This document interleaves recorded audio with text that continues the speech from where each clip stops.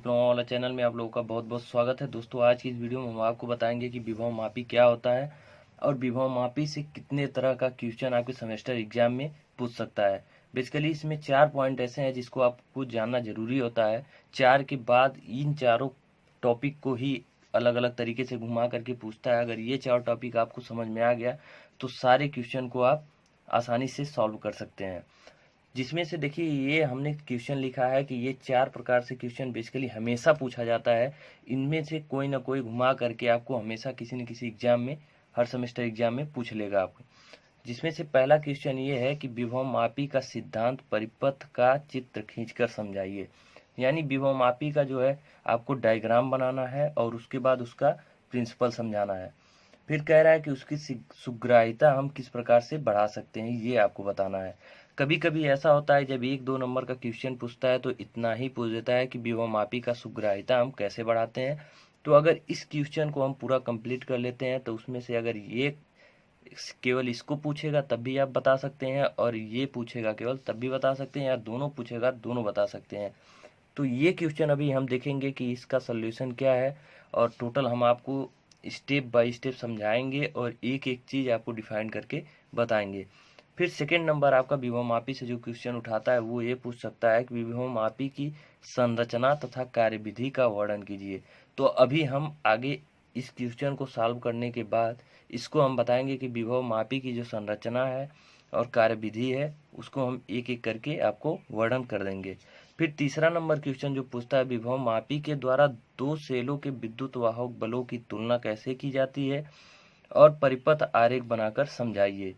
ये कह रहा है कि अगर मान लीजिए विभव मापी है तो उसमें से अगर 2 सेल हैं तो उनके विद्युत वाहक बलों की आपस में तुलना हम कैसे करें, ये आपको परिपथ आरेख बनाकर समझाना है।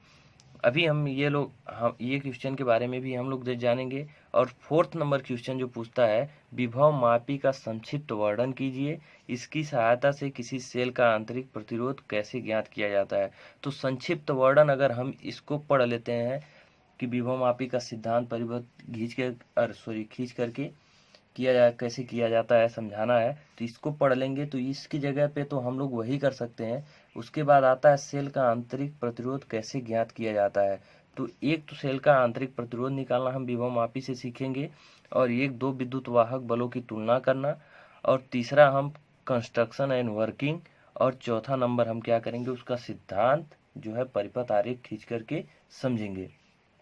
तो ये 4 क्वेश्चन अगर आप समझ लेते हैं स्टेप बाय स्टेप तो विभव मापी से कोई भी क्वेश्चन कहीं से भी उठा ले आप उसका जवाब दे सकते हैं। तो चलिए एक एक करके हम सारे क्वेश्चन को सॉल्व करते हैं। तो सबसे पहले विभव मापी पोटेंशियोमीटर को हम समझ लेते हैं कि पोटेंशियोमीटर होता क्या है। पोटेंशियोमीटर बेसिकली एक ऐसी इलेक्ट्रिकल युक्ति है जिसकी सहायता से हम किसी सेल का आंतरिक प्रतिरोध तथा इंटरनल रेजिस्टेंस ज्ञात करते हैं। आपको बस पोटेंशियोमीटर के आप नेट से 1-2 पॉइंट और भी खोज करके लिख सकते हैं, लेकिन अगर आप इतना लिख देते हैं तो आपका नंबर नहीं कटेगा। पोटेंशियोमीटर के बारे में आपको क्या लिखना है हमने यहाँ पे लिख दिया, आप वीडियो को पॉज करके अपने नोट्स में लिख सकते हैं। पोटेंशियोमीटर का यूज प्रायः किसी सेल का ईएमएफ अथवा इंटरनल रेजिस्टेंस ज्ञात करने के लिए किया जाता है। उसके बाद पोटेंशियोमीटर का आता है प्रिंसिपल। जैसे कि हमने पहले नंबर क्वेश्चन में पूछा है कि पोटेंशियोमीटर के बारे में आपको बताना है और उसका सिद्धांत बताना। तो सिद्धांत बताने के लिए प्रिंसिपल ऑफ पोटेंशियोमीटर हम समझ लेते हैं। प्रिंसिपल के लिए सबसे पहले हमने देखिए प्रिंसिपल समझने के लिए यहाँ पे एक डायग्राम बनाया जो पोटेंशियोमीटर का इंटरनल डायग्राम होता है। इसको हम सर्किट डायग्राम बोलते हैं। ये ए बी, यहाँ डायग्राम में देखिए हमने ए बी एक रेखा खींची है। जो ए बी है ये हमारा एक तार होता है जिसकी लंबाई ए बी लंबाई जिसकी मान लीजिए एल है, और ये जो तार होता है इसका व्यास हर जगह पे सेम होता है। एक समान व्यास का ये तार होता है जो कांस्टेंटन या मैग्नीट का बना होता है। ये ए बी एक तार होता है जिसमें करंट हमारी मान लीजिए आई फ्लो कर रही है। पहले करंट से जाने से पहले इसके ए और बी सिरे से हम एक बैटरी ई डैश को कनेक्ट किए हैं।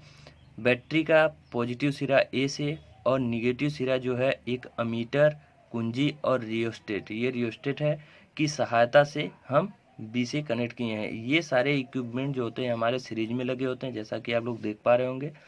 फिर उसके बाद हम ए सिरे से जिस सेल का हमको विद्युत वाहक बल या इंटरनल रेजिस्टेंस हमको ज्ञात करना होता है, उसके पॉजिटिव यानी सेल का पॉजिटिव हम ए से कनेक्ट कर देते हैं और निगेटिव सिरा हम क्या करते हैं कि इस ए बी के किसी एक पॉइंट पे हम जॉकी की सहायता से कनेक्ट कर देते हैं। जॉकी का मतलब ये होता है कि जॉकी को हम इधर उधर खिसका करके किसी पॉइंट पे रोक सकते हैं। ये ऐसा इसलिए होता है क्योंकि हमको गैल्वेनोमीटर, ये हमारा गैल्वेनोमीटर लगा हुआ है, गैल्वेनोमीटर में हमारा शून्य विक्षेप की स्थिति लाना होता है, इसलिए हम यहाँ पे जॉकी का इस्तेमाल करते हैं, जिसकी वजह से हम इसको इधर उधर सरका सकें। तो ये हमारा फिगर के बारे में इतना ही है। जैसा कि हम आगे कंस्ट्रक्शन जब हम पढ़ेंगे तब और भी ज़्यादा डिटेल में इसको हम समझा देंगे। अब इसका प्रिंसिपल क्या होता है इसको हम समझ लेते हैं। माना एल लंबाई के किसी तार का प्रतिरोध कैपिटल आर है, यानी कि अगर ये मान लीजिए एल लंबाई का तार है जिसका प्रतिरोध हमारा कैपिटल आर है, यदि तार से एक समान धारा आई बहाई जाए तो तार के सिरों पर विभवांतर, कह रहे हैं कि अगर मान लीजिए हम आई धारा इस जो है ए बी से हम फ्लो कराएं, आई धारा एक समान धारा इसलिए फ्लो होगी हमारी क्योंकि तार का जो व्यास हमारा है समान होगा, तो जो हमारा करंट इसमें फ्लो करेगा वो एक समान करंट फ्लो करेगी। तब जो ए बी का हमारा जो विभवांतर है वो मान लेते हैं अगर V है, तो V बराबर हम जानते हैं कि I इंटू आर होता है। तो I इंटू आर, फिर यहाँ पे हमने लिख दिया V equal to I R, और उसके बाद V बराबर रो एल बाई ए, जहाँ पे रो हम मान लेते हैं इस तार का, यहाँ पे हमने लिखा है रो इस तार का विशिष्ट प्रतिरोध है, यल जो है तार की लंबाई है, और ये तार के अनुप्रस्थ काट का क्षेत्रफल, यानी तार जो होता है उसके जो गोलाई होती है इसको हम बोलते हैं अनुप्रस्थ काट, इसका जो एरिया है मान लीजिए ए है। तो ये भी बराबर हम लिख सकते हैं आर बराबर जो होता है हमारा रो एल बाई ए होता है, तो आर की जगह पे हमने ये पुटअप कर दिया। अब हम यहाँ देखते हैं चूंकि परिपथ की धारा आई, तार का विशिष्ट प्रतिरोध रो तथा क्षेत्रफल ए कांस्टेंट है, यहाँ पे हम देख पा रहे हो कि जो तार में करंट फ्लो करेगी वो हमारी एक समान करंट होगी, क्योंकि हमने बताया कि इसका जो व्यास है वो एक समान होगा, तो करंट हमारा एक समान है।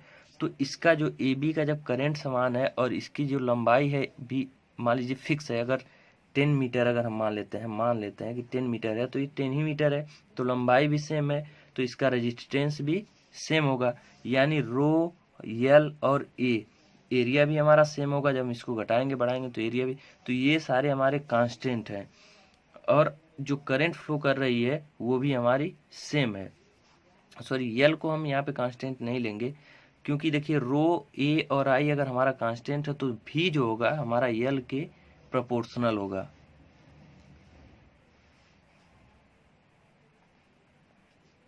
ठीक है, तो भी जो होगा हमारा यल के प्रोपोर्शनल होगा, मतलब ये कि अगर हम लंबाई को बढ़ाते हैं तो हमारा वोल्टेज बढ़ेगा और लंबाई को घटाते हैं तो हमारा वोल्टेज घटेगा। तो ये तो हो गया प्रिंसिपल ऑफ पोटेंशियोमीटर।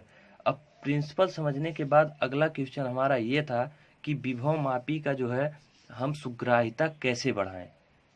इसी क्वेश्चन में हमारा था कि प्रिंसिपल और सुग्राहिता कैसे बढ़ाएं। तो प्रिंसिपल हमारा हो गया और विभव मापी के बारे में हमने थोड़ा सा सीखा, और उसके बाद हम ये जानेंगे कि इसकी सुग्राहिता हम कैसे बढ़ाएं।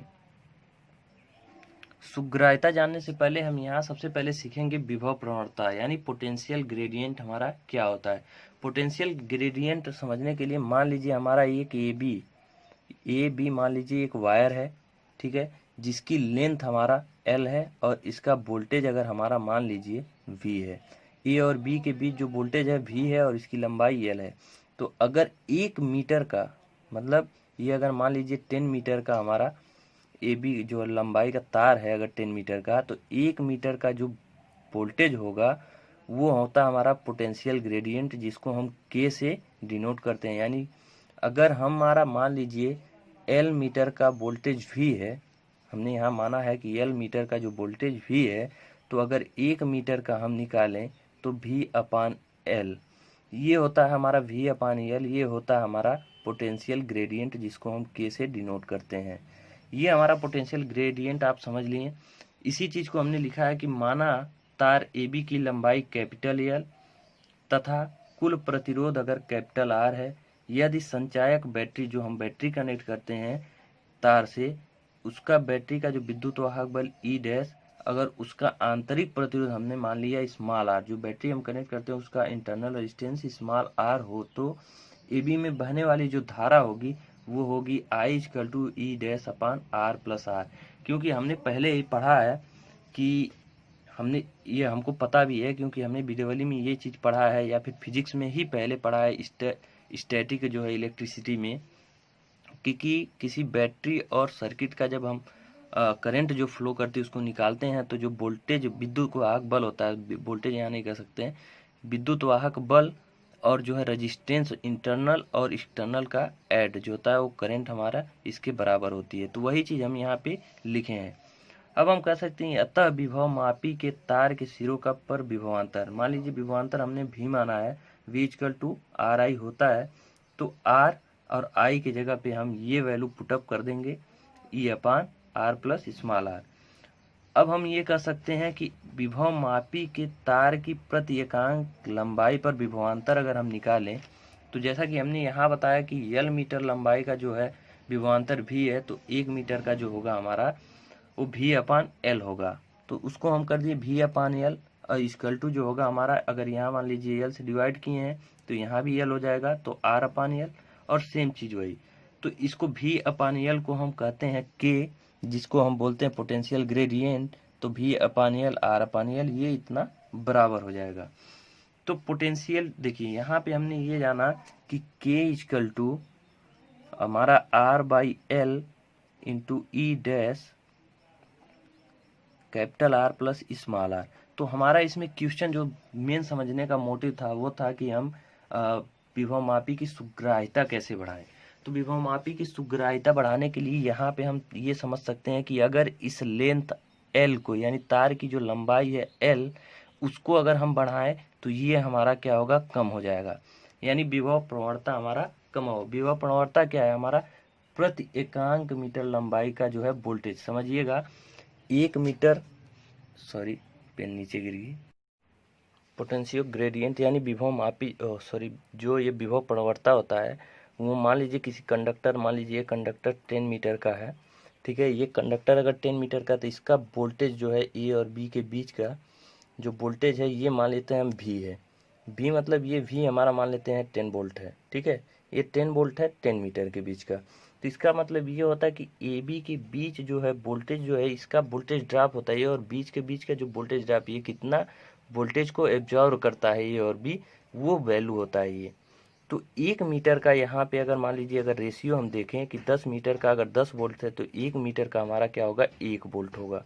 इसको समझिएगा, अगर 10 मीटर लंबाई का हमारा वोल्टेज ड्रॉप जो है, यानी इसका जो वोल्टेज है वो 10 वोल्ट है, तो 1 मीटर का क्या होगा, 1 वोल्ट। अगर इसकी लंबाई हम 10 से 20 कर दें, यानी ये 20 मीटर अगर हो जाए, तो एक मीटर में हमारा वोल्टेज ड्रॉप जो था वो 1 वोल्ट था। तो जब यहाँ पे 20 हो जाएगा तो हमारा जो 1 मीटर का वोल्टेज ड्रॉप हो जाएगा वो आधा हो जाएगा, 0.5 हो जाएगा।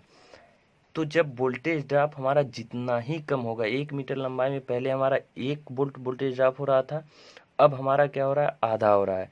तो जब ये आधा हो जाएगा तो हमारा कोई भी इक्विपमेंट हो उसका जो वोल्टेज ड्रॉप हमारा कम से कम होगा तो वो अच्छा परफॉर्म करेगा। तो इस तरह से हम कह सकते हैं कि जो पोटेंशियल ग्रेडियंट के होता है इसको हम कम करके जो है वोल्टमीटर का या विभव मापी का हम, वोल्टमीटर नहीं सॉरी, विभव मापी का हम जो है सुग्राह्यता बढ़ा सकते हैं। उसको कैसे कर सकते हैं, कंडक्टर की लंबाई बढ़ाकर। तो दोस्तों जिन्होंने हमारा ये वीडियो पसंद किया या जिनको अच्छा लगे वो आप वीडियो को ज़रूर लाइक करें, और आप अगर आप हमारे चैनल पर पहली बार हो तो इसको सब्सक्राइब